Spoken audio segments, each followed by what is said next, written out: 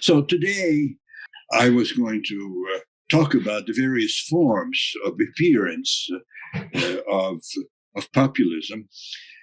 And of course, as you know, if you start even from what everyone calls the first, namely the Narodnichestvo in Russia, you would have dozens and dozens and dozens of cases. And I'm a comparativist, but I like to work. Narodnichestvo mentions this on a methodological level. I like to work with 4 or 5 cases. It's very hard for me to think about large ends and similarities and differences among so many cases. For today's topic, you of course face the problem that almost unavoidably it's a large end, and I want to reduce it some.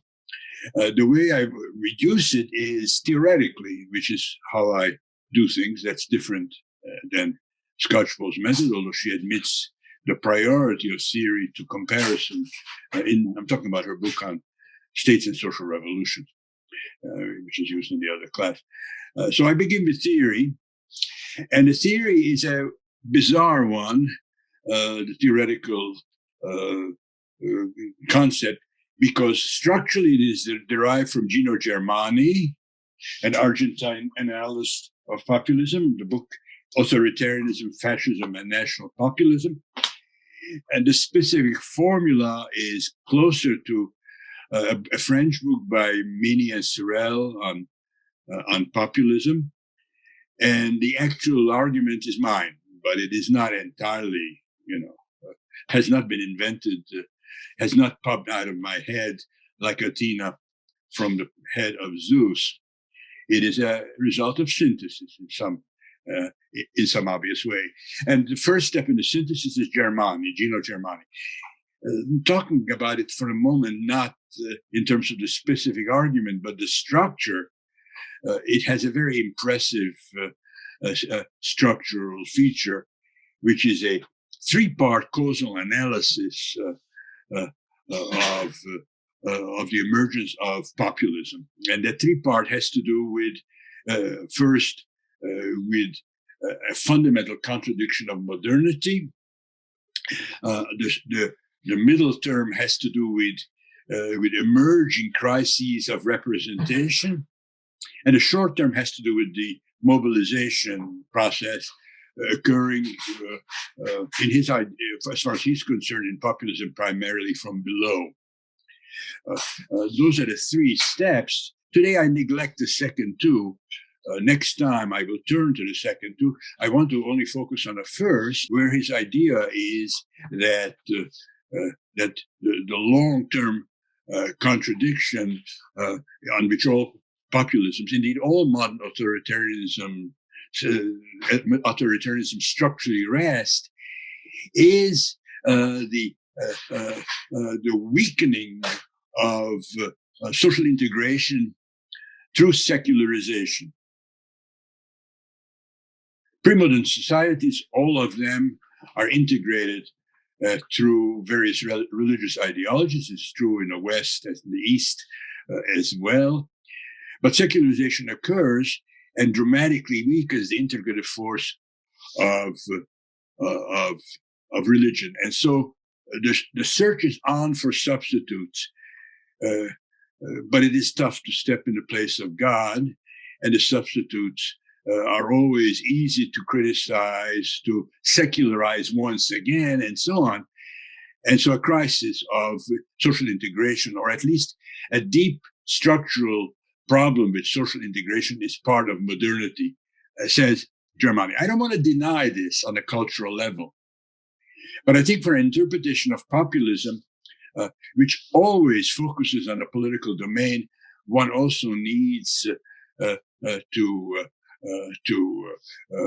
focus on a political contradiction also inherent in modernity. By the way, for another topic, maybe the origin of socialism, one would have to shift even one more time and focus on the economic material contradiction of modernity.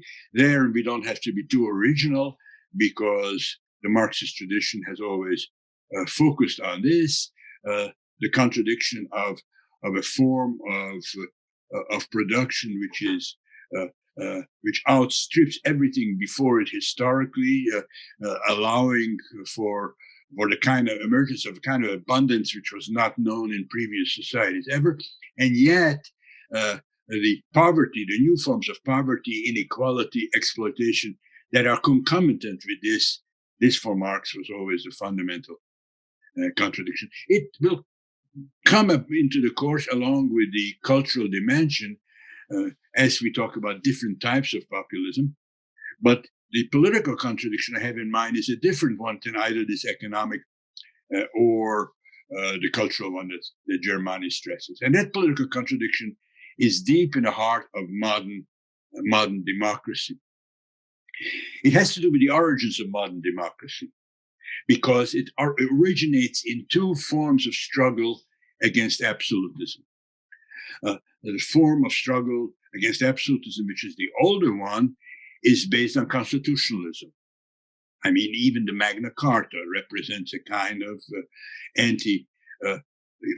absolutism doesn't exist in its later form, but still an anti-tyrannical, if you want, an anti-monarchical limit. And such limitations are struggled for in all of European history, and eventually it becomes one of the features of the revolutionary struggle, first in the United Kingdom or England, and second in France, also United States, also America, North America. But there's another struggle which is almost concurrent with it. One can take it back first to Marsilius of Padua, who is the first to use the term. But as Edmund Morgan shows, it becomes important, especially in the context of the English Revolution, namely popular sovereignty, whereas constitutionalism seeks to limit the power of the ruler or the rulers. Popular sovereignty seeks to put the people, in other words, another subject, in the place of the previous one. These are two distinct trends which are very often allied because facing the same enemy. But as everyone, every reader of Carl Schmitt will know, or Hannah Arendt for that matter, once that enemy is beaten or dramatically weakened, the two sides themselves, the two sides enter into some conflict too, because the power to limit and the power to replace are not the same. Once you have popular sovereignty, why should the people be limited? Why should there be structural, usually in European history, legal limits, but also cultural ones, as the conventions of the British Constitution? Why should there be legal and cultural limits on the people? Yes, the monarch you need to limit and replace, but once it is replaced by this authentic and legitimate democratic subject, no limitation is needed. So the two ideas are contradictory, because the constitutionalists will say all power corrupts and all power must be limited. And so these two features, which have different origins, enter into the making of the modern democratic persona. Constitutional democracy is John Rawls's term, which we now very often use, but the term disguises the fact that the two components are potentially in conflict. Now, this idea, as I mentioned already, is brought up already by Maney and Sorel. I'll get a look for the book on my shelf. I can find it. It's a wonderful title, Pace Abraham Lincoln, Par le peuple, pour le peuple, by the people, for the people, is the title. And undoubtedly, Maney and Sorel think of that as the democratic slogan, which is not necessarily compatible with constitutionalism. Now, in their conception, the contradiction I mentioned already is between constitutionalism and populism.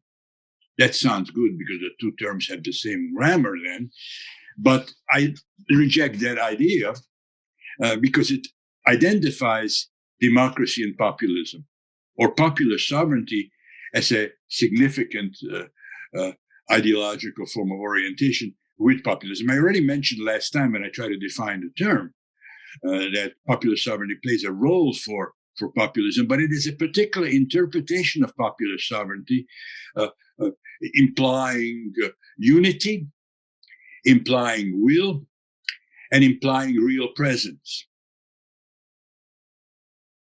All of these interpretations of popular sovereignty, of course, can be contested. The people cannot be a real present, only a source of authority. The people can be plural, and the people can delegate authority to other sources. But those are those interpretations of popular sovereignty indicate only that populism is not the built-in antagonist in modern democracy to constitutionalism. It does not, of course, mean that there is no tension between popular sovereignty and constitutionalism. Now, there are attempted solutions to that tension, not between populism and constitutionalism, but between popular sovereignty and constitutionalism. One solution is the distinction between the constituent and the constituted powers. The constituent power is entirely free and unbound. The constituted powers, however, must be limited by constitutions. The inventor, usually who's considered to be the inventor of this term, is the Abbé Sieyès, but in fact you find it in the English Revolution before Sieyès, and perhaps you can find it if you read Rousseau carefully, also in Rousseau's work, in whom, by the way, the two interpretations of the people, the general will and the will of all, already appear, something that I already implicitly referred to. But Sieyès is not the last to represent this view, this distinction between the constituent and the constituted. It reappears in almost all revolutions, and some contemporary writers like Bruce Ackerman still would want to solve the contradiction between popular sovereignty and constitutionalism that way. Now, I will return to this problem of the constituent power later on in the course, speaking about populism and constitutionalism.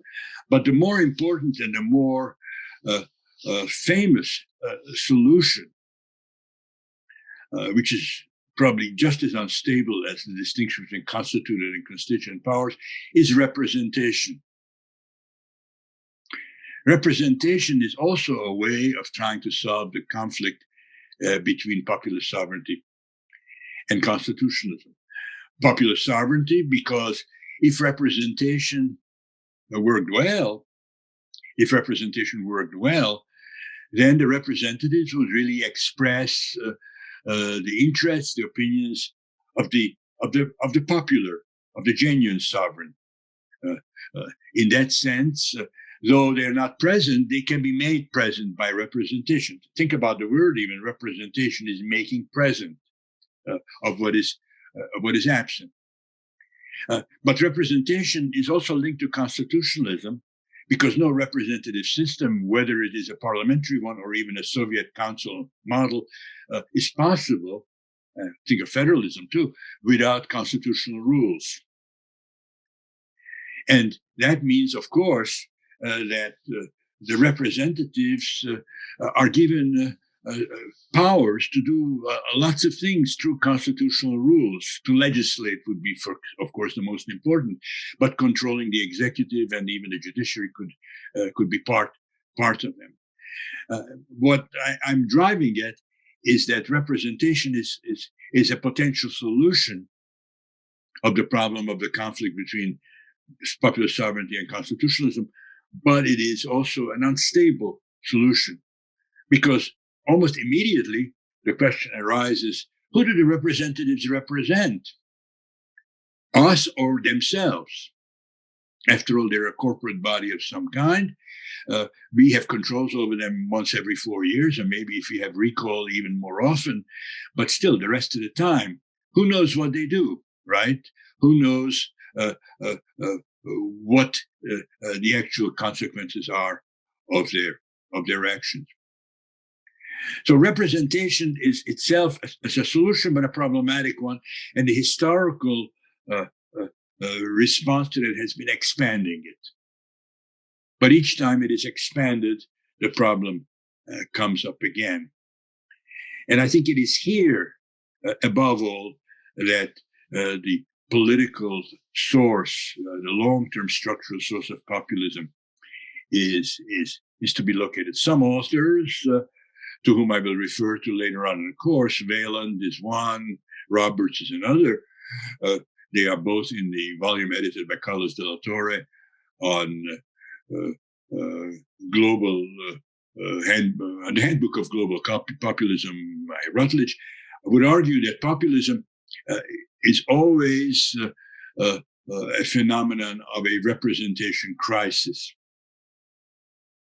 It is always a phenomenon of a conflict between those who are legally our representatives and ourselves, who think that legal position is abused, has become an aristocratic or even oligarchic form. Okay, so the long-term structural problem which populism refers to is the tension within democracy between constitutionalism and popular sovereignty, and within popular sovereignty between representation and direct presence, participation, and so on. As a parenthesis, and I always try to read your collective minds or your individual minds, some of you are thinking, well, yes, but the other contradictions, the cultural one and the economic one, are also somehow present, and you immediately think of populism and when one or both are present in one sense or another. I immediately concede that point. I have already referred to the host ideology concept developed by Müller and Kaltwasser, and I think that depending on which other contradiction becomes salient, it will depend on structural conditions, developments, but also the choice of host ideology. I will return to that problem in talking about cases. Now, if we actually want to understand populism as a long-term historical phenomenon based on the tensions in modern democracy, we have to reject the idea that the phenomenon is born either in the American prairies or Russian cities and villages in the 19th century. If a thing is a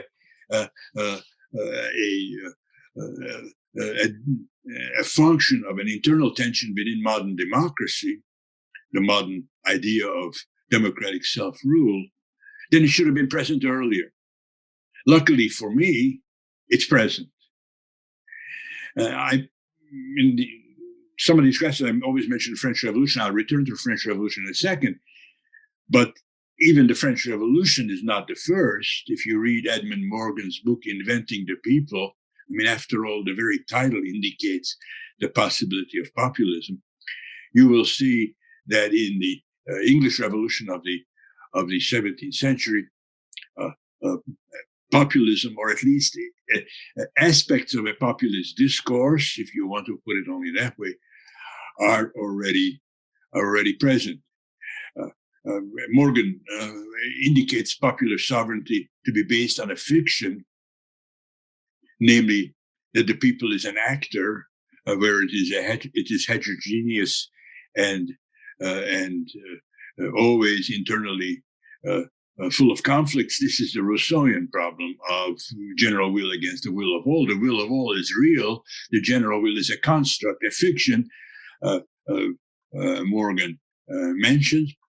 And that fiction is then a source of conflicts, because on the one side, it would be interpreted as a counterfactual, a fiction that should become real, even though it is a fiction now, it should be real. It ought to be real, right, is the norm.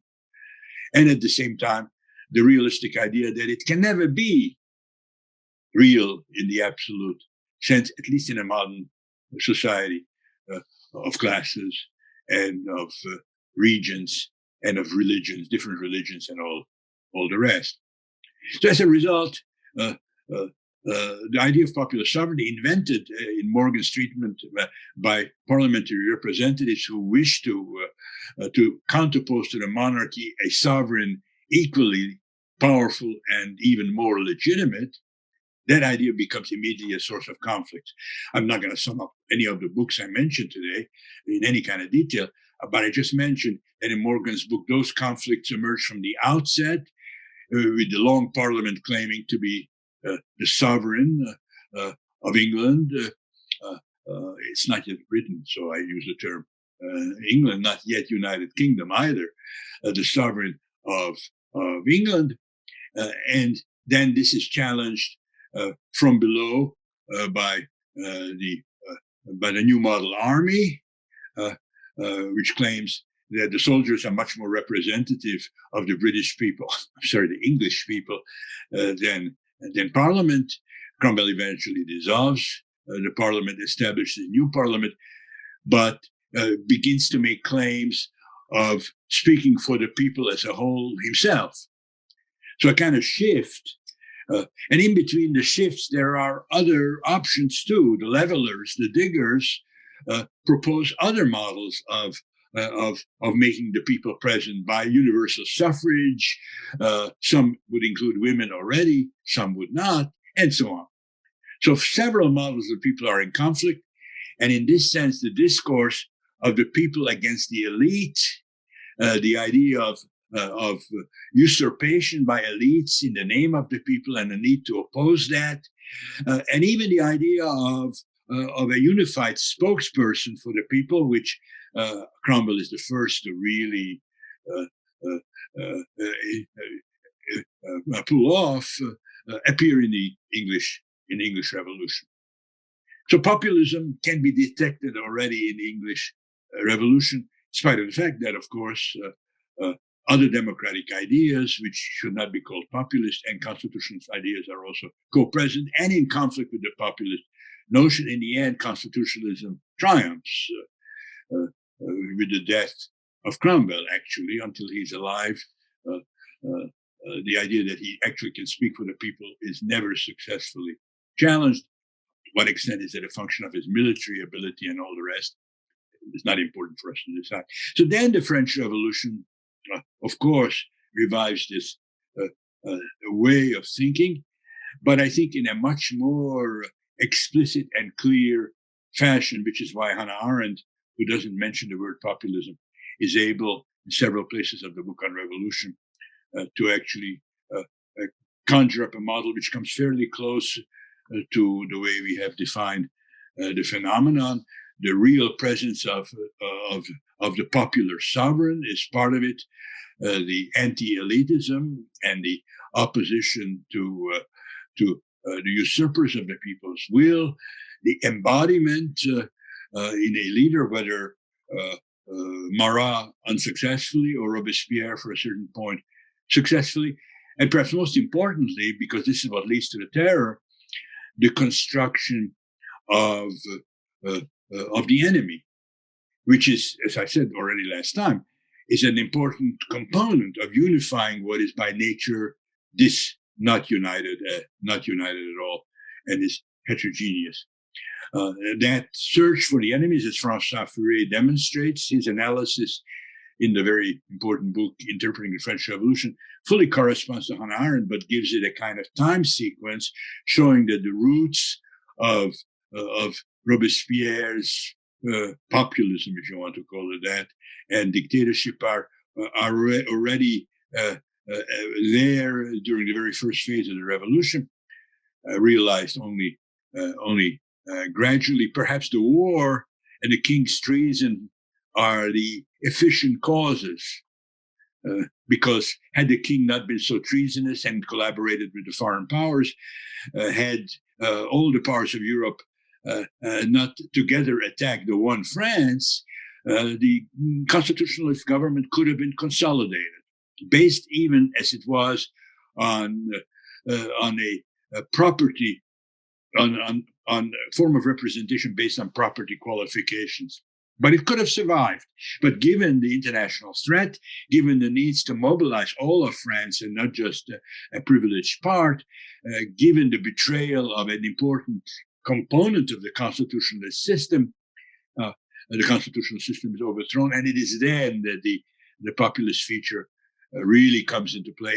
And we have to be careful with it, as Hannah Arendt is actually also in the book, because it has two features which are easily united, especially by liberals who oppose radical democracy, namely populism and radical democracy. Because the sections develop, the sections of Paris develop a kind of council model of direct democracy, which they imagine, and this doesn't happen even in the Paris Commune of 1870, imagine could be coordinated in non-centralized ways. If all the cities of France and even the rural areas develop councils, maybe they could be brought together in a democratic form. All of them, of course, are opposed to mere representation and try to develop democratic forms through which this grassroots form of democracy can work. But even at the very moment when this model emerges, the council model that Arendt stresses, there are already people around, and Marat isn't even the first. Mirabeau and other people's tribunes anticipate the trend. There are attempts to unify what is by nature disunited, direct democracy, and replace it by a single will of some kind, whether located in one of the assemblies or one of its committees, or even in a club like the Jacobin Club. Marat was never a representative of any kind, but he was a very important figure in the Club of Jacobins. Well, doesn't matter. That's history. All of you, I hope, will be at some point inspired to study it. In any case, the end is dictatorship.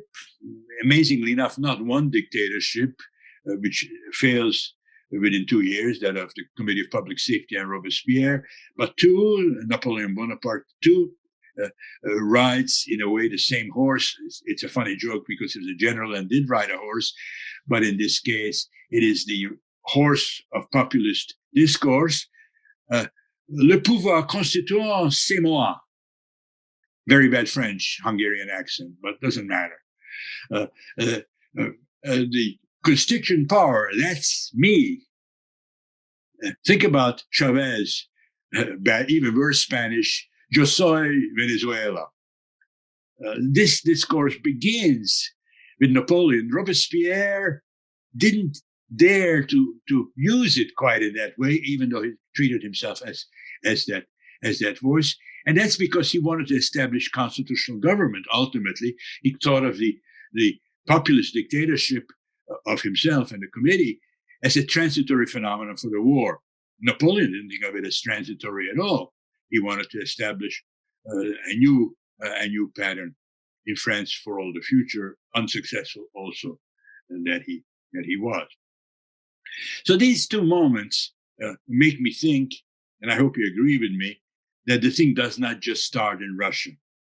I have nothing against it starting in Russia, which is a very, very important terrain, and where the term is indeed invented. Narod is people.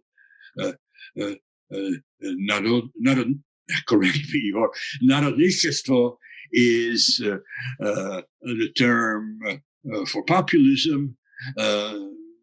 That's what's translated as populism everywhere. Narodnaya volya is the people's will.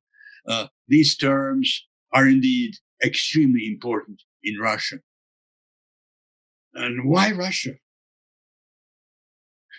I mean, those of us who were Marxists once or still are would think, well, nothing particularly modern should emerge there, which is so backward. But this, of course, is completely wrong. First of all, because the Russian Empire is part of Europe as much as it is also outside of it. Intellectually, the great Russian writers of the 19th century are contemporaries of the Western European and American ones in many respects, at least when it comes to the novel and literature superior. This is both a Western and non-Western country, and the debate between Westernizers and Slavophiles was a function of that. One could take one or the other as the key aspect. That is before the populist phenomenon, and so is Russian liberalism, because the first trend in Russian history of the 19th century, the first important radical trend, typified by the great writer Alexander Herzen, was a project to participate in what is happening also in lots of European countries, namely to establish liberal democracy in the place of autocracies. Russia was not the only autocracy, let us say in 1848. This is a trend which fails also in lots of other European countries, but fails more spectacularly in Russia because it doesn't even lead to an insurrection, at least in 1848, in spite of the presence of a lot of liberal democratic insurrectionists.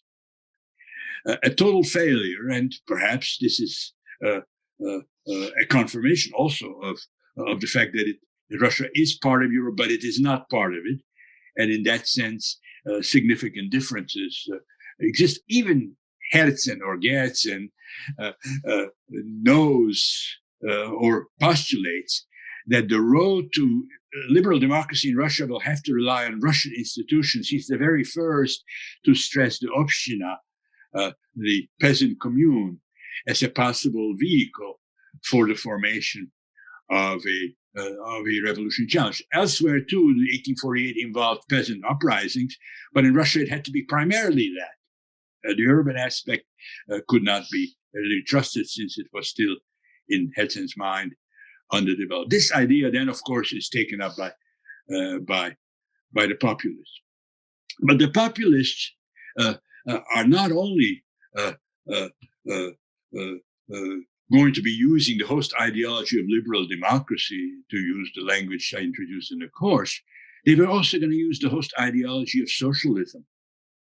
This is what I mean by Russia being so much part of the European world at the time, because on the level of what the Marxists call utopian socialism, speculations about socialism and an alternative form of socioeconomic organization, then capitalism takes place also in Russia. Amazingly enough, right? Because there's no industrial capitalism to speak of when this begins, but nevertheless, people who think that some aspect of that modern industrial system is going to also arrive in Russia raise the question of the cost. And they learn from Saint-Simon and Proudhon, and Robert Owen perhaps too, although to a lesser extent, that those costs are going to be enormous, because Russians could watch Britain, now the United Kingdom, right, where the costs of industrialization, which enormously increased the productivity of Britain, were very, very harsh for not just rural communities, think of the enclosures and the expropriations, but for even the ones who will be the human basis of the form of production, the proletariat. So why go through all that is the question that a Russian socialist will ask.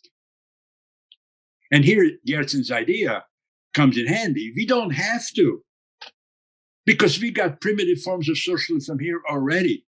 Not just the Obshchina, a collective form of production involving periodic redistribution of common lands, but also the mir, the assembly of the Obshchina. And even workers' cooperatives, artels, existed for the industrial world. Why not build on these things? Why go through all that, which the Brits have gone through, the French and the Germans are about to, and perhaps the Americans through after the American Civil War? Why go through all that? We can skip that. That's the idea of the Russian populists. And in this sense, Russian populism is also part of the history of Russian socialism.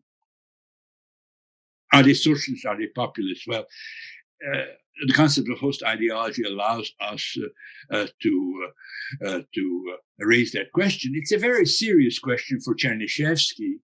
By the way, I'm relying on an Italian author who wrote a French book originally, or an Italian book originally, Franco Venturi. It is a gigantic book, and it is a compendium of everything you need to know about Russian populism. Here I only assigned reviews of it by the famous economist Alexander Gerschenkron. But it's a book where if you're interested in this really, really amazing history, as I always am interested in things Russian, Venturi's book is probably the classic. Given the Soviet period, it was not matched in Russia for a very long time. Perhaps now it is being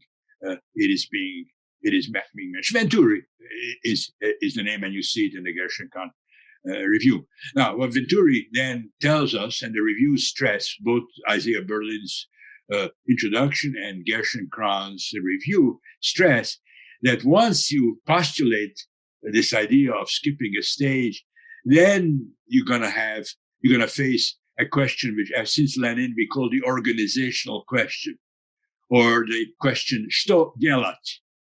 By the way, Chernyshevsky wrote a book called "Что делать?" So in that sense, Lenin didn't invent the term or the question, what is to be done? And of course, all revolutionaries always face it. But in this particular context, the question led to a puzzle. We want to base everything on the peasant community, but the peasants are not interested. I think in 1874 is a famous time when they went to the countryside, some of the populists. They wanted to convince the peasants of the virtues of becoming the subject of a new revolution. They were either disregarded or sometimes denounced to the authorities, very seldom followed. Big problem. They're the revolutionary subject, and they're even less active than the industrial proletariat in so many countries. What to do about this question? I don't know what Chernyshevsky says in Что делать. I think it's a novel anyway, so it is not really a how-to like Lenin's treatise with the same subject. But the answer, in any case, of the populists was twofold. One answer was to wait, and the other answer was to act. To wait is the democratic answer, right? If they're the revolutionary subject, they must come to consciousness themselves of who they are. They must, in the Marxian language, become a class for itself and not just a class in themselves, right? So, yes, if we're Democrats, then we need to follow the people. Remember debates, Rosa Luxemburg and Lenin. This is then revived. The debate is revived in social democracy too. But in Russia, the populists say, well, waiting doesn't work, because then the historical process will simply lead to what happened elsewhere. There will be industrialization. Western capital will come in. We will industrialize, and we will industrialize like a semi-colony of the West, maybe of the Germans, maybe of the English. But in any case, that's what will happen. And of course, that judgment is not analytically wrong, right? You have many cases around the world where that's actually what happens, right? And, we'll talk about Argentina a little bit maybe today. If I can actually get to it, I can see that doing history is a huge problem because it means that you spend too much time on any single case. Well, okay, we'll figure it out as the course goes along. But in any case, the other answer was to act. That means that those who already know must become the vanguard, using Lenin's terms, the avant-garde, it's a French term originally, of the rest. By their actions, and their organizational work, they must promote the coming of the others to class consciousness. They can become class conscious, but for the moment, we are conscious in their place. We not only go to them, but we act in their name. Organizing them is one form of action, but demonstrative acts could play the same role. And that's the role that Narodnichestvo, the people's will, think of the beautiful populist structure, the people's will. An organization calls itself the people's will. It didn't have a single leader. So in that sense, it is not a full embodiment model, but an organization calls itself the people's will, an organization with how many members? 500?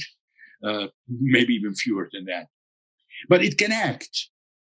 And it's acted in a spectacular way by assassinations, acts of terror. Alexander II his assassination plays an important role here. And that's an important part of the story. Because I argue already, and I need this as a correction, that populism is based on the tensions of representation. Well, there's no representation in Russia before 1848, or not any important form. There are some direct democratic practices around, and the rest of the system is autocratic. But after the Crimean War in the 1850s, representation is introduced in Russia.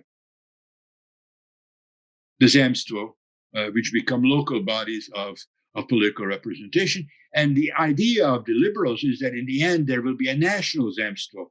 Zemsky Sobor would be the Russian. I'm sorry for mangling the language, Yor. Well, the populists saw something which is already a much better Zemsky Sobor in practice, namely looking at France, looking at England, especially England. And what does that do from the point of view of the horrors of industrial society? Nothing. That form of liberal representation is just a form of consolidating and legitimating the coming capitalist order. If you're going to skip that, we can't go to this. And so representation, even before it is established, becomes an enemy in Russia. Of course, direct democracy was the substance of the proposals, but it can only be accomplished through the act of vanguards. Well, a lot of you will know if you read these reviews that after the assassination of Alexander II, the movement, at least this wing of it, is destroyed. Previous incarnations too were defeated. But in the end, with the coming of the 20th century, the populist political initiative is reorganized. In this sense, the availability of the discourse leads to ever new organizational forms, something that we will see for America and for even Argentina later on. In any case,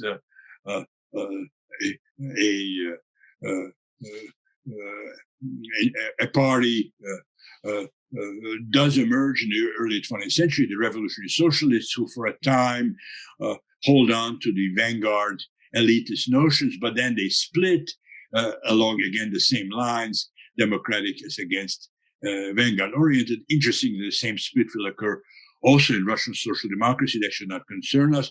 But it should be mentioned that Lenin, who vocally always opposed terror and the populists, nevertheless takes over one feature of the populist idea, and that feature is skipping stages. Well, two features, if you take the vanguardism to be a typical populist idea too: skipping stages and a role of vanguards. Then Trotsky, Lev Davidovich Trotsky, then creates a theoretical frame, perhaps even before Lenin, of explaining how this is to be possible, permanent revolution. We need not be concerned with it, but just note that the populist achievement, intellectual achievement, enters into Russian Marxism, helps to split it, because the Mensheviks want nothing to do with skipping stages, want to do nothing with authoritarian vanguards. But the Bolsheviks win, And of course, they faced then the problem which the populists predicted they would face, namely, are you going to go through all the horrors of Western capitalism, cum representative democracy? And the answer is the same that the populists already gave. No, we're not going to go through all that. We're going to adopt another industrial scheme, and we will adopt another political scheme. Soviets plus electrification was Lenin's phrase. It doesn't tell you much, but it does indicate that, in a sense, the populists win. I wasn't going to argue this, and certainly in our book we don't say this, and perhaps you should have. But the logic of going through texts and examining different histories leads you to new ideas, and the idea that that Marxist-Leninism or Bolshevism represents really an offshoot of populism. Not only that populism uses Marxism as a host ideology, or socialism, but that in some sense one version, one branch of Marxism is deeply under the influence of populism of its Russian variety, is an important point to stress. But there are other varieties. And the American one, obviously, is central. I don't think I'm going to get to Argentina, Emmanuel. Maybe in the discussion we can raise the specific place of Argentine populism, which looms large in Latin America, being the most important historical model. But I don't see how I can get to it without subverting the whole discussion. But the U.S. version, we need to say something about. And the reason for that is because I think it's still alive. There are other books, Jean tells me, better books on American populism than the one by Michael Kazin, which I use. I'm very critical of it because he reduces populism simply to people, elite, antagonism, and to a discourse and nothing much more. We argue, and I think we should argue, that populism as a discourse is a strategy. It is also a style, and it's even a potential governmental form. For Kazin, it is much less than that, but the flexibility of his definition allows him to trace the phenomenon over a long historical span. And the first example, of course, is the agrarian or prairie populism of the 19th century, which was actually called that. The other incarnations, whether that of Father Coughlin in the 1930s, arguably Franklin Roosevelt's in the New Deal, then McCarthyism, Wallace, the Tea Party, Trump, almost never use the term populism themselves, although journalists do describe them as populists very often. But the first called itself that. In that sense, together with the Narodnichestvo, it is the originator, though historically not the first, as I argued today. Well, the American populism is a queer example because it never attacks representation as such. For this reason, perhaps one could even call it a pre-populism. It is, to Federico Finkelstein, also pre-populist because it does not yet have populist leadership. Until the 1930s, that doesn't really emerge as a possibility. Nevertheless, other features of the discourse are there, and representation is a problem for the American populists. Now, the US has a revolution. You could consider it an incomplete one, a merely political revolution, or even a secession, as some authors consider it another revolution. But in any case, it occurs in the 18th century. I mean, think about people who talk about Minutemen and Tea Party even today. This is a tradition which is alive in the United States, the tradition of the American Revolution. It's so strange, right? On some level, if you actually think about the great intellectuals, Samuel Adams, the leader of the Tea Party, and the people who represent such claims today. But all the same, the tradition is a significant one. Even Hannah Arendt, who thinks the American Revolution has no tradition, are actually wrong on this subject. But the tradition also indicates that it's a successful revolution, even in the eyes of its opponents. It's not that the system set up by the revolution is wrong. In other words, the constitutionalism of the American Revolution, it is not wrong. From all the way from the prairie populists to Franklin Roosevelt, obviously, and then to the Cold Warrior populists of the 1950s, the American Constitution is considered sacred. We are always defending it.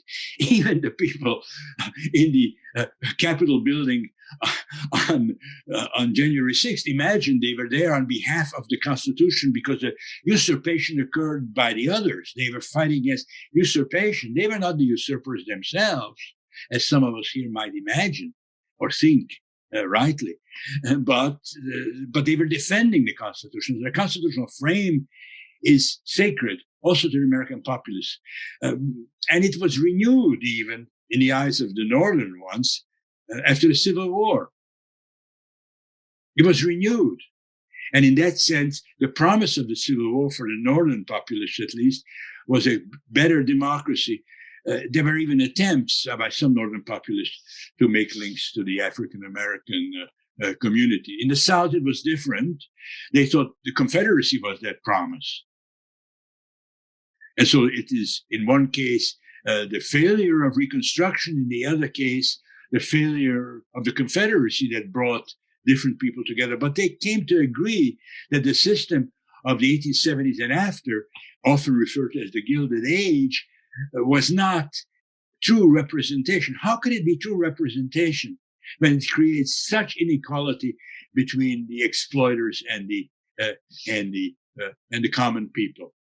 How can it be a true democracy when some people are so enriched through corruption and others find it very difficult to live? And how can it be a true democracy, at least to the Southerners, if they forget that this is a white person's country and they bring in others who are not like us at all and try to make them equal to us?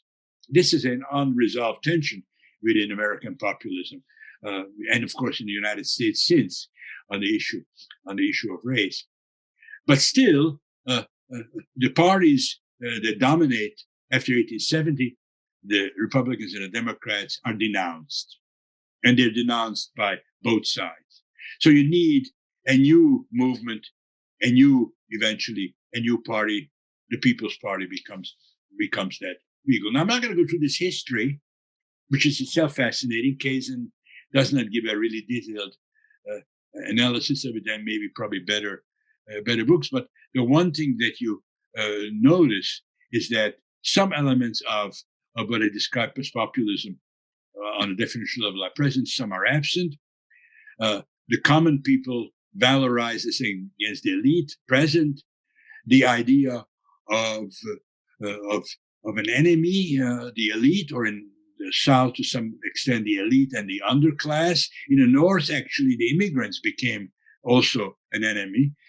So in both versions, Northern and Southern, there is a kind of dualization of the enemy construct, but they're in it together against us, against the true people that ought to be and are really one. So that element is there.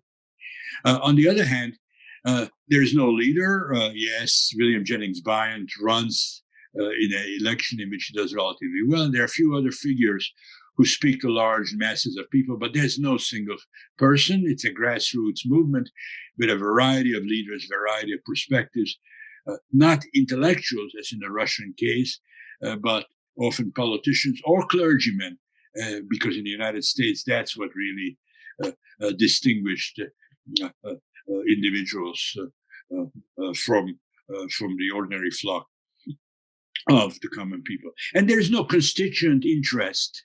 All we have to do is win an election and reorganize the country. We don't need to touch the Constitution. So I would say two features: one-person leadership and embodiment, direct embodiment. Constitutional interests are missing. Certainly the electoral feature is there. We're going to have elections. We win the first and then we'll win many others, was, of course, their idea. Now, what is right about Keynes's thesis is that this construct continues in American history. He assigns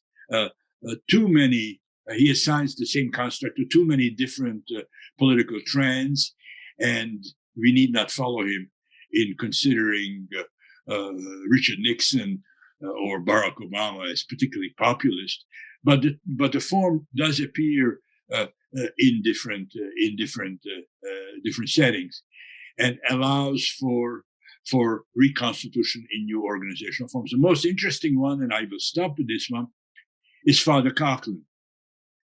Great Depression, crisis, the relevance of different salient, different host ideologies, whether socialism for leftists or nationalism of a radical sort, even potentially fascist for the right, indicate the struggle of this period. After all, the United States doesn't exist in the world, and simultaneously to the New Deal solution to the problem of the Great Depression, not complete solution either, occur other things like fascism in Italy, which becomes radical only in the period after the Great Depression. National Socialism wins after the collapse, and then social democracy in the Scandinavian countries. There are different alternatives, but Father Coughlin revives the populist discourse in the search of an alternative. Now, it was perhaps his misfortune to have encountered someone who was better at even radio addresses than he, namely Franklin Roosevelt. That was his bad luck, but he was brilliant and was able to have a mass audience. It's a day before clicks, so we don't know how many clicks he would have gotten had he been on the internet, but he would have gotten millions. And indeed, he formed a party eventually. Now, what is interesting about him is that he really, perhaps not for the very first time, but brings in the embodiment model to the United States also. And he is open to constitutional changes as well. Now, one could say he is influenced by fascism at the time, but Keynes shows that he becomes fascist only gradually. Once Roosevelt defeats him, and once he needs something new and something radically different than Roosevelt, then he begins to push Mussolini and Hitler, and is even welcomed by them as a collaborator. So populism begins to approach its definition used in this course, but in the process comes close to fascism. Would Coughlin ever have another election had he won the first one? That would be an interesting question. And it is in both forms, both the original form and the embodied form, that it will make reappearances in the rest of U.S. history. I stop with this. Apologies to Emmanuel. It would be quite easy, I think, to using Gino Germani to indicate that the Argentine case, which begins probably already in the 19th century, at least according to Germani, in some respects parallels the U.S. history. Several populisms. Germani calls one oligarchic, another one liberal, and then eventually national populism. We could talk about neoliberal populism also, subsequent to Germani's book. So this change of shapes and organizational forms and even host ideologies is characteristic of the Argentine case. But what arises as a problem if reading Germani is that he still thinks of Argentine populism as responding to incomplete modernization. There is modernization at the level of the creation of industrial centers, even the capitalist transformation of some of agriculture. There is also modernization in the sense of urbanization, vast inflow of people from abroad until 1930, and many of them move into the cities, some into the agrarian area. Argentina, as everyone kind of knows, in Argentina, or remembers fondly, was one of the richest countries in the world at the turn of the 20th century. In any case, in the 1930s, that economic miracle comes to a certain kind of halt. And more significantly for the thesis, the new population, especially the immigrants, but also the agrarian, are included in the political system only in a very partial way. They have the vote, correct me, Emmanuel, if I'm wrong, they have the vote, but that vote is either manipulated or discredited or bypassed through oligarchic form of representation. So the crisis of representation becomes the frame within which this mode of populism too can be understood. But of course, Argentina's specificity in terms of country-urban relations, in terms of historical development of capitalism, in terms of already experiments with military rule. I'm not sure how many military coups Argentina has by the time of the coup that brings Perón to power for the first time, but I'm sure several, 5, 6, whatever. So this cycle between grassroots mobilization under some leadership, and Perón is not the first. Irigoyen is the first important populist leader, perhaps not even the first if you actually look at the deep history of Argentina. This cycle characterizes then the Argentine specificity. It is particularly significant, though, because then the model travels not just in Argentina, but also to other Latin American countries. Okay, again, I went 7 minutes over my time, but I wanted to squeeze in something about Argentina. The main point of my lecture is, though, that once you have a definition like mine, you have ideal types. And these ideal types, even if you derive them to some extent from immanent criticism, are ideal types nonetheless. So in some settings, it will be possible to apply every single characteristic. In some settings, some characteristic will be absent. In some settings, host ideologies become so important that it is difficult to tell what corresponds to the ideal type and what is a function of the so-called host, which could be really the dominant factor in the mix. Okay, I stop, and the floor is open to your comments, questions, criticisms, and the rest. So I have a brief question, especially during the early lecture. You use the concepts of crisis and problem interchangeably. You both said the crisis of representation as well as the problem of representation. And I was curious if you could speak to your usage of crisis compared to Professor Orkenny's usage of crisis in the lecture last week. Now, those who know me, and at this point, I think that applies only to Emma and Udipta possibly, who know me long enough, would know that I've been long influenced by Habermas's book, Legitimation Crisis, or Legitimation Problems. Legitimationsproblemen in Spätkapitalismus is the title. You can see already Habermas, right? Or his translator runs into the exact problem you mentioned. English title is Crisis. The German title said Probleme. Well, the German title is the title Jürgen Habermas himself gave to the book, and it's quite important to think about it that way. Now, in the three-part model, and this is going to be the theme of my lecture next time, so you're pretty uncanny, Adam. I don't know how you do it, but you're pretty uncanny.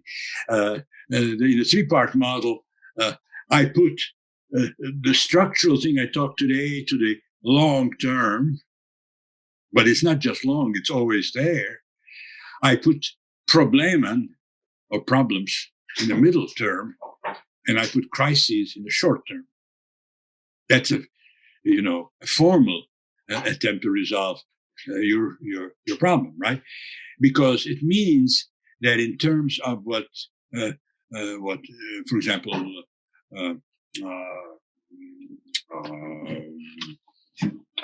Germani calls the modernization problem. The middle term develops significant deficits, and those deficits can be seen by analysts even before actors perceive them, but they're there. I mean, after all, Karl Marx found the contradiction of capitalism at a time when there was hardly a proletarian movement. Well, there was a little bit in England, but elsewhere, certainly only the seeds of one. So an analyst can discover the long-term contradiction, or I call it contradiction. It's very Marxist of me. So what? That's something an analyst can discover even without the actors perceiving it. The middle term is different in that sense, because problems interpreted as deficits, and in my essays, and some of them together with Jean, I speak about three deficits: of representation, of welfare, and of cultural meaning and status. Those three deficits, when they are really present as deficits, can be interpreted, to use the term Adam used, as problems. They are already there. The actors are disturbed by it. They criticize, and you see in the daily press, for example, but also in informal settings, many forms of critique emerging. But as in a Habermasian scheme, one should not speak about crisis just yet. These are crisis tendencies, as he sometimes called them. But they are not yet crises in a full-blown sense.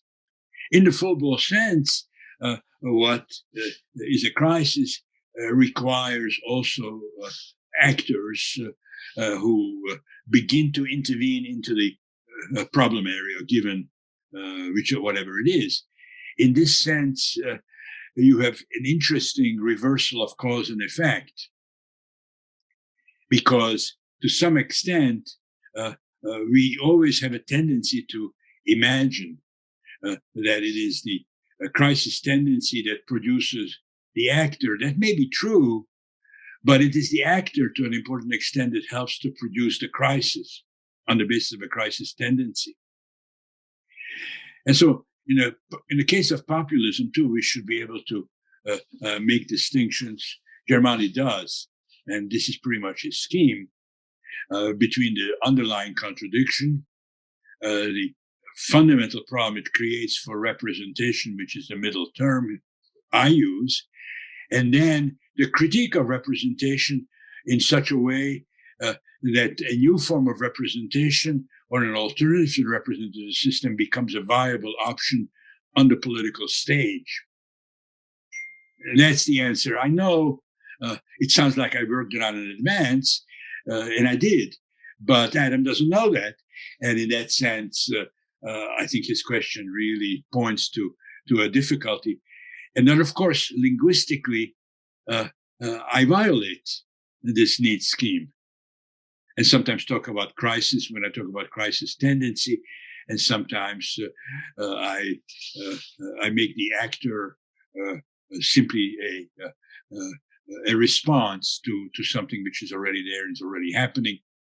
I would say that Habermas, in his book Legitimation Crisis, whatever else you may think about it so many years later, it was written in the 1970s, sees this problem and handles it pretty well. So I would recommend it as reading, although how it would apply to the populist phenomenon, he could not imagine, and it may not apply well.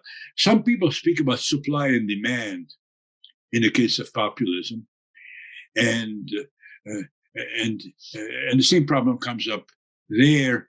The demand is understood by many as on the in-between level, on the middle range, namely emerging from the experience of people creating a fundamental need or demand or aspiration for something different. But the supply is constructed by actors. And in that sense, that the supply relates to the third stage. Now, are these reversible? Yes, to some extent, yes. As many analysts have pointed out, a populist narrative, a populist rhetoric helps to create a demand where there wasn't much in the first place. That is not the case for Argentina in most analysts. Peron does not create Peronism in that way. The demand for it exists. That is at least Germani's theory too. But before it is addressed through an appropriate narrative, a story, a leadership, and a set of political goals, it does not become really the political factor that it was. For example, the other generals in the first junta, which made Peron labor minister, had no idea about this, at least it would seem to me from the outside. That Peron discovered it is amazing enough, given the biography of this figure. Impressed by Mussolini and Hitler, he discovers a version of the welfare state or socialism. Federico Finkelstein writes about this. Emmanuel has obviously ideas, but it is kind of amazing. We kind of think the leader makes the movement, but certainly in the Peronist case, Juan Perón would not have been able to create a movement. And even Evita wasn't able to do that, but they do manage to embody it. Kind of interesting that it's two of them, by the way. It speaks against the unitary model of representation. I don't know of too many other examples where it's two like that. But it probably has to do with the fact, this is at least my popular understanding of it, is that the guy is not very charismatic, and she really is. Okay, questions? The thing you said about electoral, the element of elections being necessary for populism, would you say that populism is a discourse that only exists within electoral times, or once populists gain power, how do they govern? Because if the populist discourse thrives on the representation of the people, and then populists gain power and now they claim that they do represent the people, how does the discourse of the elites versus the real people continue when they have gained power? Like maybe does it have something to do with host ideologies, perhaps? But I'm not really sure how populism works once it's in power, because during the elections it obviously makes a lot of sense and it works. But once they gain power and they are the establishment, how do they perpetuate their discourse? Okay, it's a wonderful question. Immediately, I have to mention the exception, which I already talked about, namely the Russian populists did not have an electoral vehicle to come to power. To some extent, that is the reason why they were caught on the horns of the dilemma between democracy and vanguardism. Right? They didn't have the electoral scheme. Yeah, you could elect maybe somebody for a provincial zemstvo, but what would that mean given the highly hierarchical nature of the autocracy? But that's the only exception. That's the only exception. Well, it may not be, because you sometimes, under Latin American military regimes, you do have populist challenges. But of course, there are countries where there were elections before. The military has suspended them or delayed them, or organized, as in Brazil, has perverted them by creating a couple of state parties. But in any case, they existed before. So really the only real exception is Russian populism. So that's the first point. It's a minor one in response to Javier's excellent question. The more significant one, but I think I have to say, I don't want to make it definitional. I want to make it empirically co-present, because I could imagine that it will disappear in some settings, and we'll talk about that just a second. But empirically, the populisms of the present are all electoral. They come to power electorally, and they keep elections. In Hungary, for example, Orban has won 4 elections now. Collect me the 2 Hungarians who I see, whose Hungarian names I see, if I get anything wrong about Hungary. But that's the one context about which I'm least likely to make an obvious error. So 4 elections he wins. That's pretty electoral. And I think he's preparing for the 5th one too, 22. He's not planning to junk them. So pre-electoral. And now why, first of all? I think that here the Weberian idea about plebiscitary legitimacy still remains fundamental.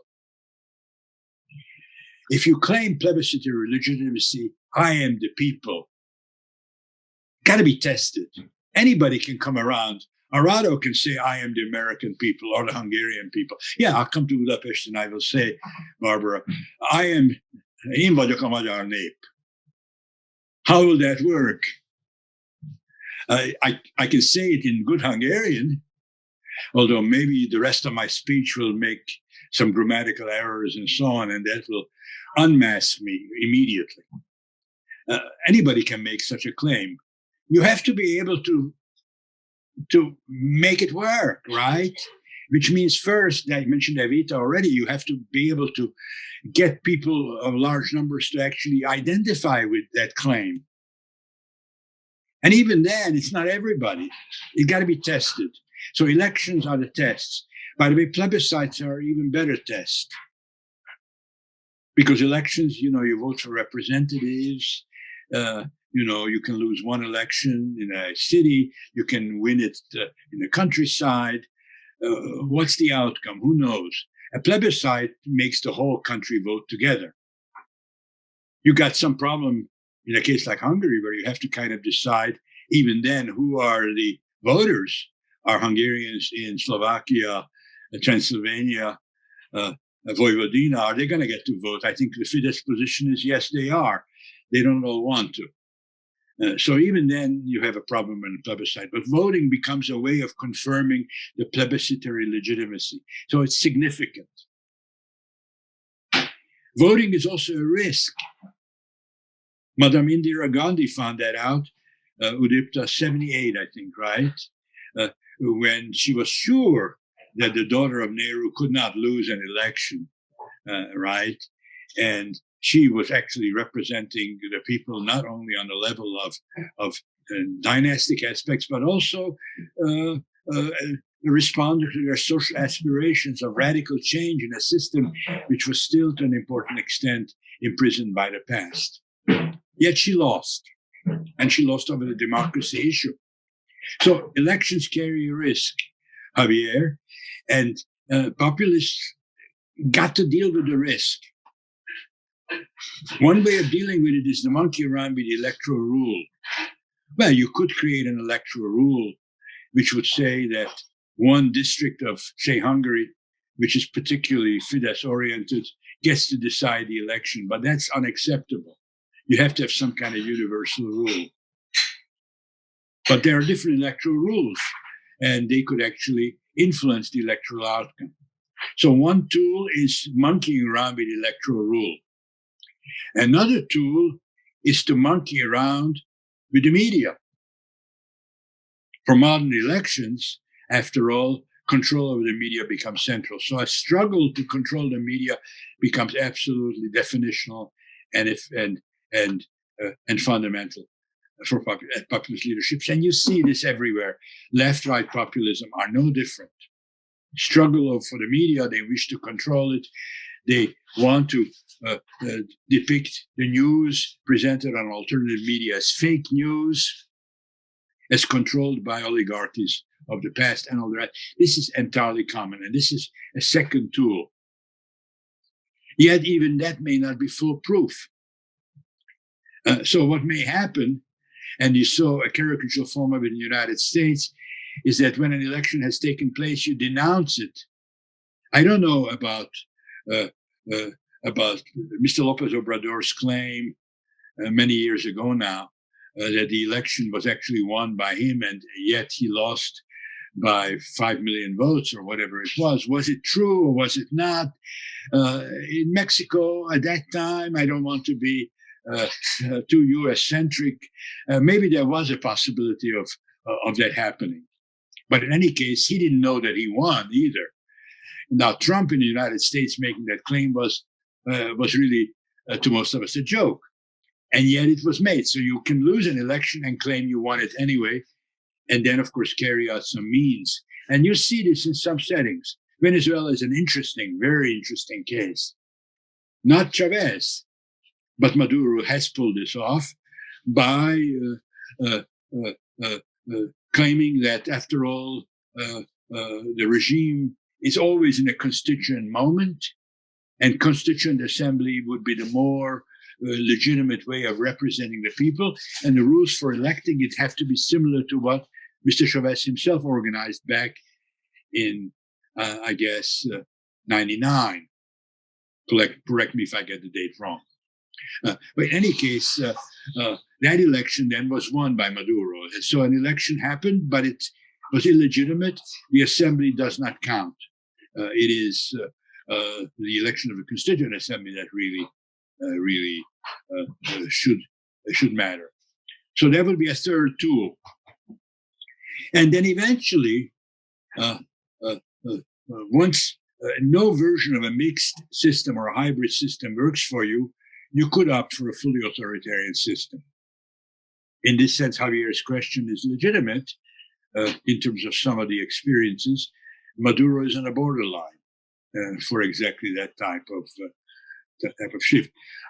Cesar, I saw your hand. Hi, no, but you already talked about this importance of constitutionalism and populism. I am very curious about that because in neoliberal experience of populism as the Peruvian one, for instance, Fujimori, when he decided to attempt the coup d'etat in the 1992, he used a plebiscite first to a referendum, for showing that he has popular support, but also he used a plebiscite to choose a new constitution that make it easier for him to implement the new liberal policies. So, and also I think that sometimes in the rhetoric of Morales in Bolivia, there are some also, he uses this idea that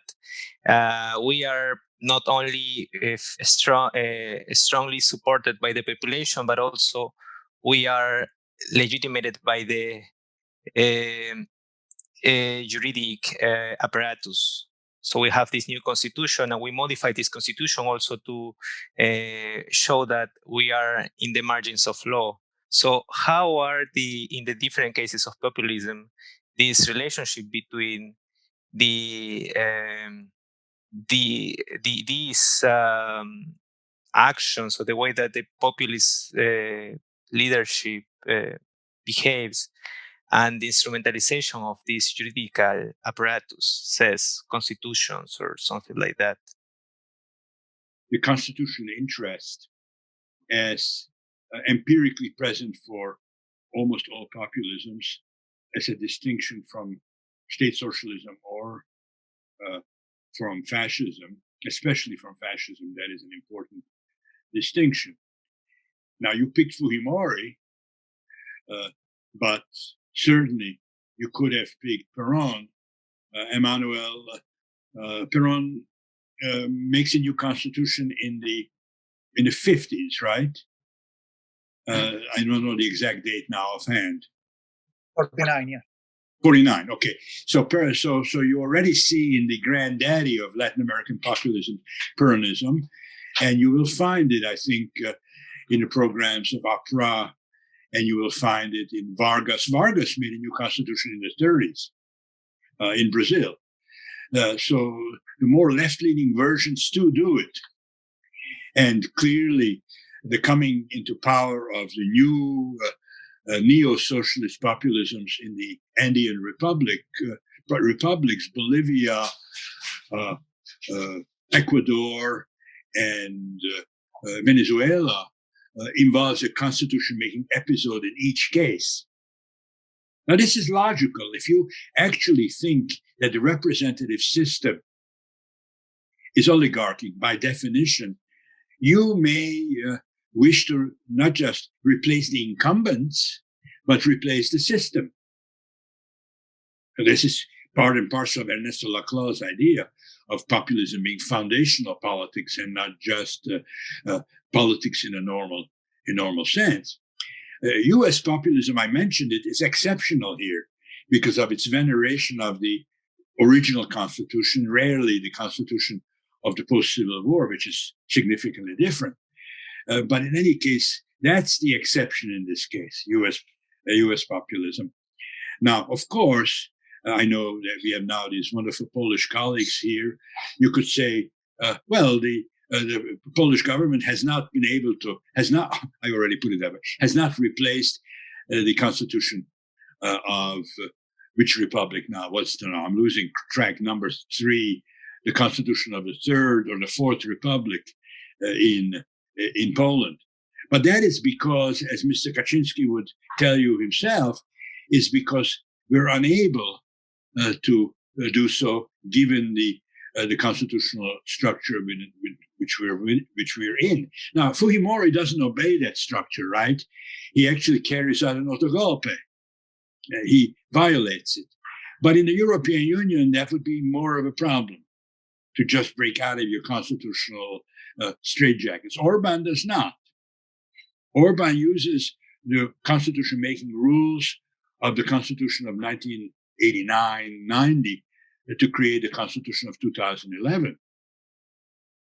This is what Kaczynski would do as well. Both are countries within the European Union, and that's at least one reason why they would be legalistic, but they would still make a new constitution. Orban made it. Kaczynski has not.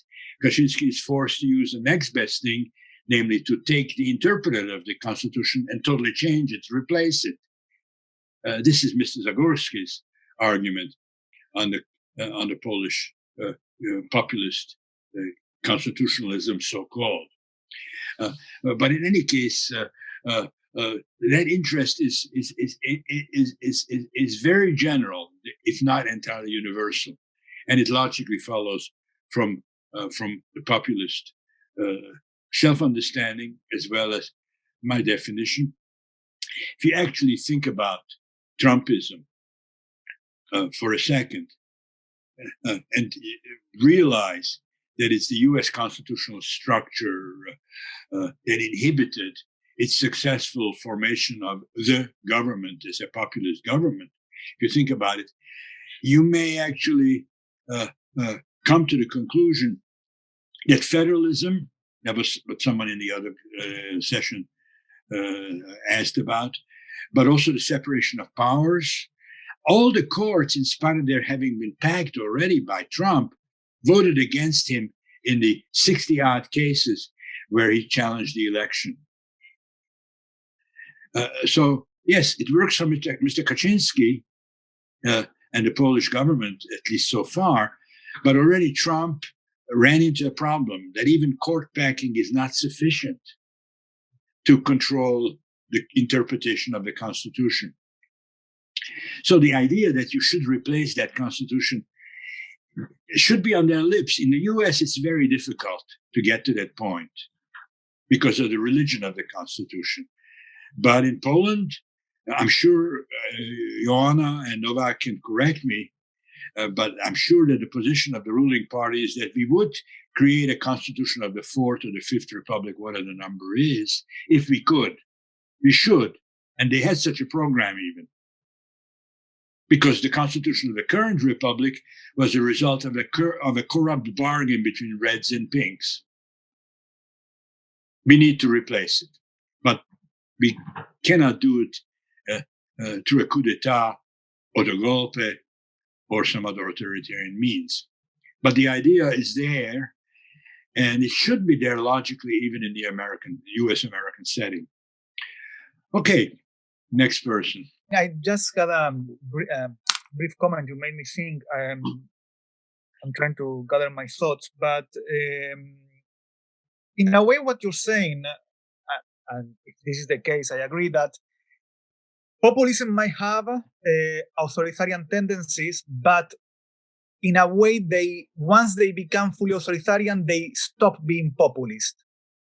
And it seems in a way that all the examples that we have, so Maduro, for me, as a Latin American, is a full authoritarian, and he has been at least since 2017, because of many different reasons.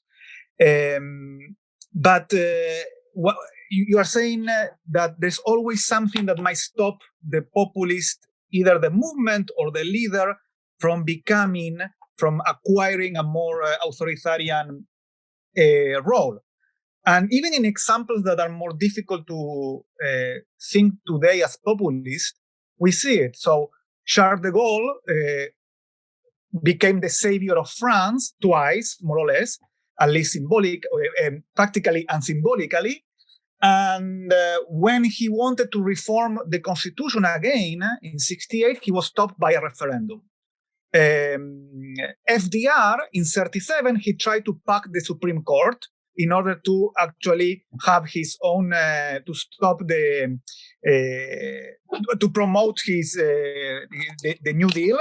And he was stopped by both the Supreme Court and the Democratic Party, in fact. But of course, he had other tendencies, for example, for continuing to go for re-elections and winning.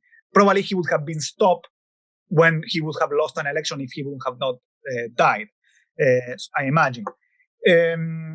But yeah, I want to so do you think that this is once the relationship, this ambivalence that populists have with authoritarianism and the fact that they always have to somehow represent or adhere by the people's wills or identity is what also limits them sometimes, not always, from them becoming fully authoritarian. And once they become fully authoritarian, it seems that they might not be populist. I mean, for example, again, going back to Maduro also is fully authoritarian because the entire system of the Venezuelan political and economic also structure depend on the regime. I mean, they are afraid that they will go to jail once they leave power, and also the military depends on a type of mafia state in order to survive. So I'll leave it there. Thank you. Well, it's wonderful, of course, as that particular question, and it's really very, very serious.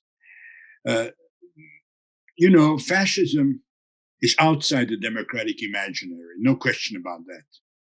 In my mind, Stalinism represents a weird case because it is so outside of the democratic imaginary and yet uses some forms. I mean, there are elections, and they write new constitution, 1936, and then every East European country.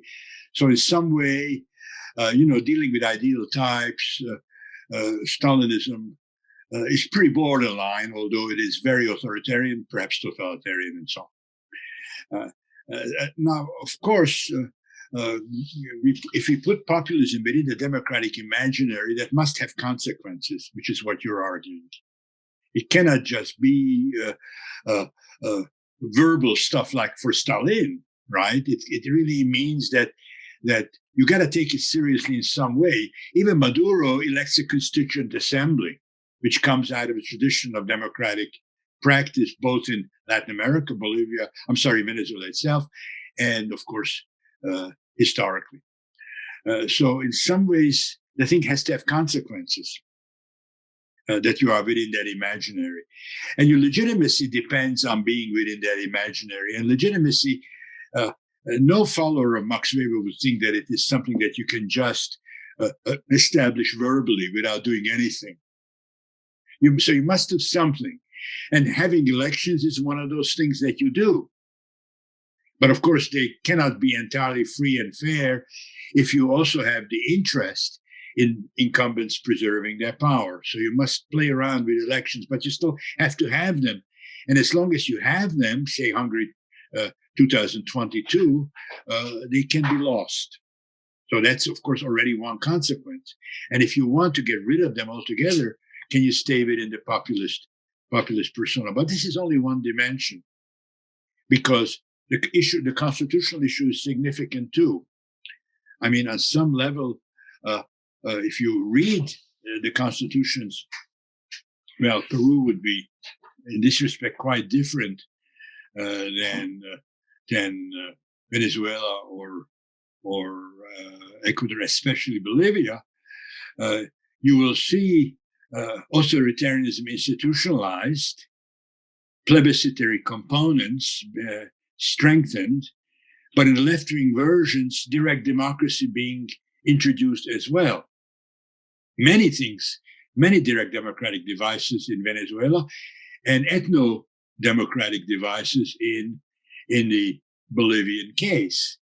So you will see in the actual constitutions, which do have the purpose of strengthening the plebiscitary power, concessions to whoever else is involved in the movement and in the mobilization behind that change.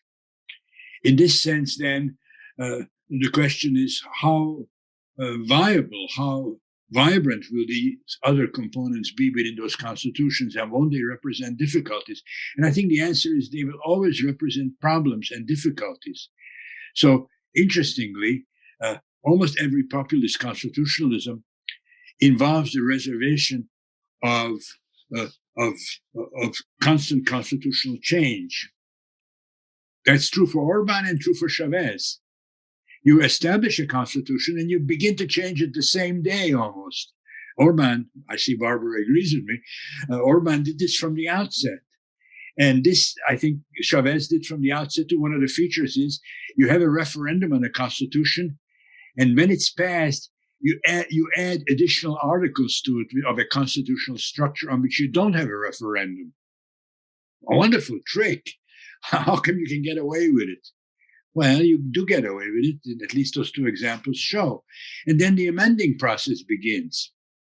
One of the things in the presidential regimes is that in the initial constitutions, you can't do away with term limits. Is that true for Fujimori too? In the Fujimori constitution, he alters the term limits, but he doesn't abolish term limits altogether. And so the process of altering the term limit feature, Chavez was a master of this, begins almost from the outset. And I think Fujimori was interested in it as well. Uribe, another right-wing populist in Latin America, also fought against term limits in Colombia. So the democratic aspect is a burden, but it's a burden that you can't just do without very easily unless you go to full authoritarianism, which you might have to for reasons, as you mentioned, Emmanuel, for Venezuela, because it becomes dangerous to allow a free election, control things. You committed too many acts of corruption. The military has committed too many acts of arbitrary violence. You can go to court. You can go to jail. And even Trump has to worry about that, even though he wasn't fully in power as some of these other folks. So, Maria, your question, please. Okay. So again, in the U.S. context, and related to Javier's question, my question is, to which extent we can talk about a real defeat of populism after Biden's election, and of course in relation to the latest violent and non-violent post-election events that resulted in a wide disbelief in the electoral system among the Trump supporters. So how? It looks like we're dealing with an advanced type of populism, perhaps an extreme type of populism. So to which extent does Biden's election sign as a defeat of populism in this case? Okay, well, the Trump phenomenon, I always say I'm not going to use his name, but of course you have to use it. It's quicker anyway. The Trump phenomenon, I think it is right-wing populist. But on the other hand, in spite of the fact that there is a movement, right-wing movement, and the hardcore support which has been built around the original movement, the Tea Party, Trump does not represent an advanced case, as you just said, primarily because he's able to only get full control of the executive branch. He works on the judicial branch too by having put in a lot of judges into courts, but he has not conquered the legislative branch. At the moment of his coming to power, the Republicans who dominated the two chambers were what now one interpreter calls governmental as against populist Republicans. And then after 2018, they lost the House of Representatives altogether. So the Trumpian form, yes, there is a movement and there is a presence in government, but it's only a presence in government. He has not succeeded in becoming the government. He was getting close with the Supreme Court, but even there, Justice Roberts, who opposed that, belonging to another wing of the Republican Party, all he had to get is one other judge, most likely Kavanaugh, and the Supreme Court would not have been Trump's Supreme Court on a lot of issues. So in government, but not the government, is the phrase I would use for Trump. Now, not being aware of my theory, or any other theory for that matter, Donald Trump thought that being in government is equivalent to not just being the government, but even possibly having already established a regime. So he acted after a lost election as if he could control all of the branches. It was quite dramatic how much he did not, because not only did he not control the House of Representatives, where formerly the other party was in control, but the Senate too had enough Republicans in it not to be entirely his Senate, and the courts voting against him in so many cases. Yes, you could say the cases were so terrible that any self-respecting judge, even coming from a federalist society, would vote against Trump. But still, we have other countries, other examples of judges like that buckling, and the American courts did not. Of course, they knew that the person did not have popular majority. 7 million votes are a lot of votes. Nor did he have the House of Representatives and even the Senate. So the question that you raise has to be re-asked again. Namely, what happens after his defeat? Is it defeated? Right? One reason why I brought up the prairie populism of the 19th century and Father Coughlin in the 20th, Emmanuel, I'm sorry, I forgot Franklin Roosevelt, and I'll say a couple of things about it because you brought him up. But one of the reasons I mentioned these cases in America, and then McCarthyism and George Wallace also, is to show that this phenomenon is not bound to a single leader, not bound to a single model of organization even, or a single presence in government. In this sense, treating it as a discourse is fundamental because it's a discourse that can travel and has traveled and can travel again.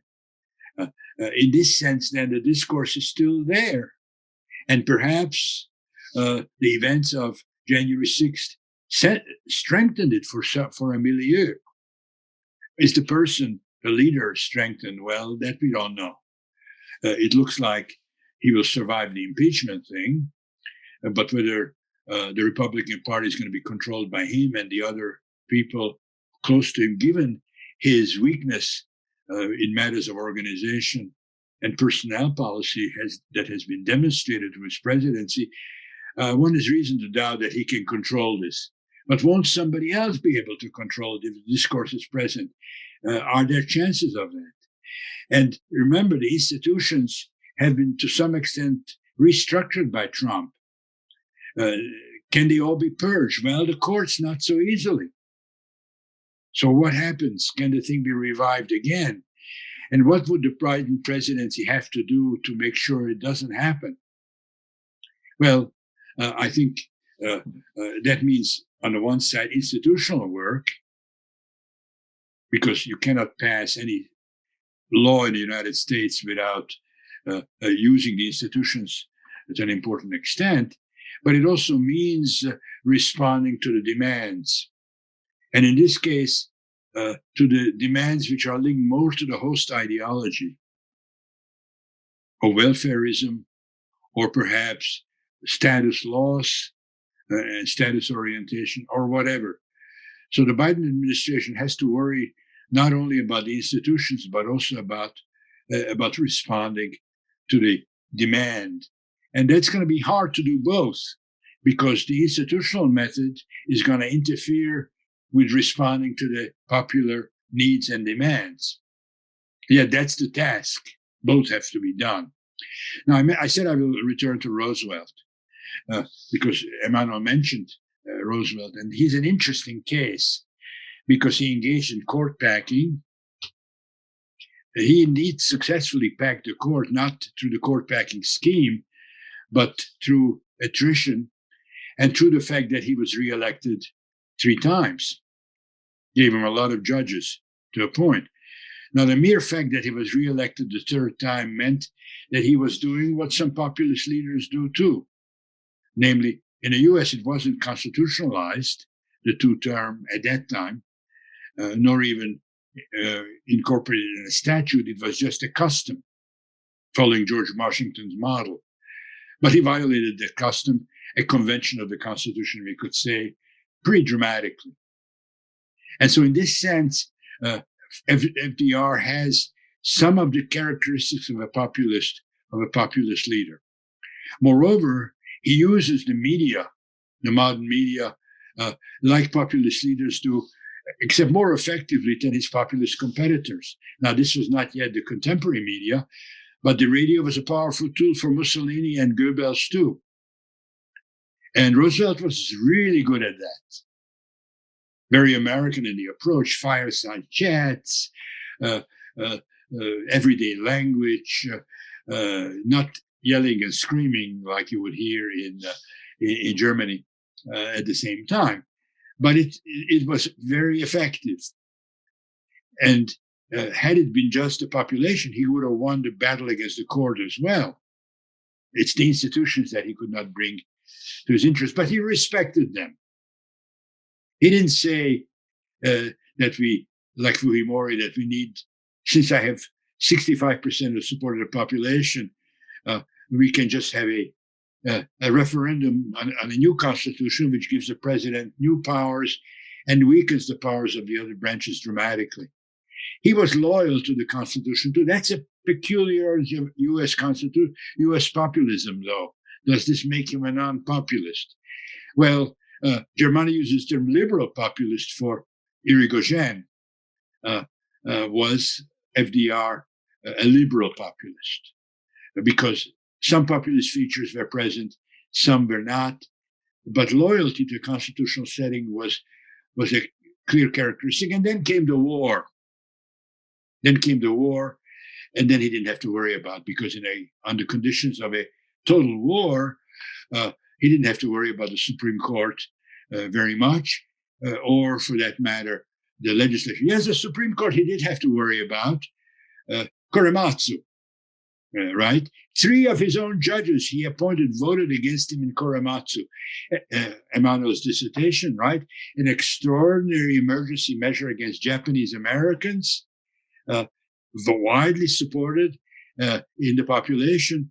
The institutions did not oppose it, yet 3 of his own judges voted against it when it came to the Supreme Court. And so, in a sense, he could do it, but he had to worry. And Youngstown Steele, that's no longer Roosevelt himself, but his vice president, then discovered that the Supreme Court was not going to put up with wartime emergency measures made permanent. right?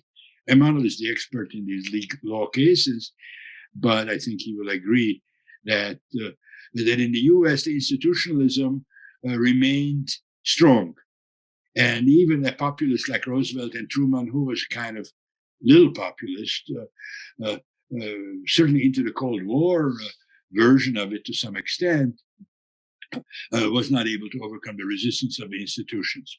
Okay, that's actually the end of the time.